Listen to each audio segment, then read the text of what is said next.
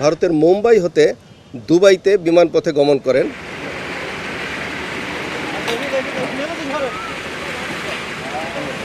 যশোর ব্যাটালিয়নের একটি দল গোপন সূত্রের ভিত্তিতে খবর পেয়ে ঢাকা নড়াইল মহাসড়কের তারাগঞ্জ নামক স্থানে একটি যাত্রীবাহী বাসে তল্লাশি চালিয়ে একজন ভারতীয় নাগরিককে 900 গ্রাম গোল পেস্ট সহ উদ্ধার করে।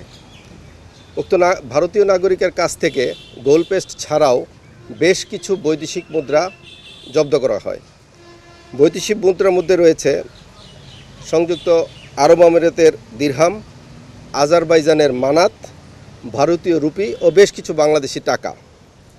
উক্ত গোল পেস্ট বাংলাদেশ জুয়েলারি সমিতির দ্বারা নিরীক্ষণের মাধ্যমে খাঁটি সোনা বলে আমরা নিশ্চিত হই। বৈদেশিক মুদ্রা ও এই স্বর্ণের বর্তমান বাজার মূল্য 1,93,42,11 টাকা। উল্লেখ্য, এই ব্যক্তি গত 2024 সন থেকে ভারত, মধ্যপ্রাচ্য, মিশর, বাংলাদেশ এবং পুনরায় ভারত এই রাস্তায় বেশ কয়েকবার গমনাগমন করেন। তিনি গত 20 এপ্রিল ভারতের মুম্বাই হতে দুবাইতে বিমানপথে গমন করেন। 21 এপ্রিল ঢাকায় চলে আসেন এবং ঢাকার পরে তিনি সড়কপথে সাতক্ষীরা হয়ে ভোমরা স্থলবন্দর দিয়ে ভারতে পুনরায় চলে যাওয়ার জন্য পরিকল্পনা করেন।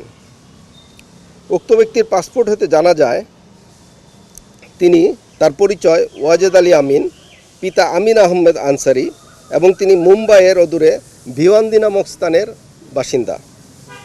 উক্ত স্বর্ণ এবং বৈদেশিক মুদ্রা বর্তমানে যশোর কোতোয়ালি থানা হয়ে যশোর ট্রেজারিতে জমাকরণের কার্যক্রম প্রক্রিয়াধীন হয়েছে। আপনারা দেখতে পাচ্ছেন যে চোরা কারবারিরা একটি প্যাটার্ন ফলো করে এবং আমরা তথ্যগুলো সেভাবেই পেয়ে থাকি।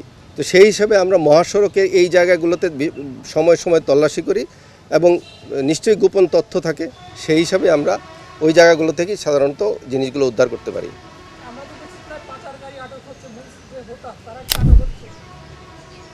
আসলে পাচারকারী আপনাকে বললাম যে এই পাচারকারীকে আমরা ধরে দেখলাম যে উনি মধ্যপ্রাচ্য, মিশর, বাংলাদেশ এবং ভারত এই রাস্তাটা অবলম্বন করছে।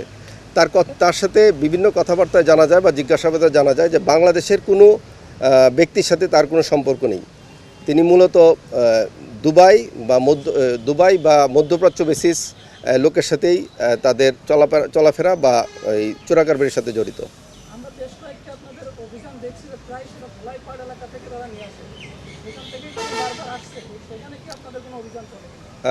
আসলে এই চোরাকারবারিরা কোথা থেকে নিয়ে আসতেছে সেই ব্যাপারে আমাদের কাছে তেমন কোনো তথ্য নেই।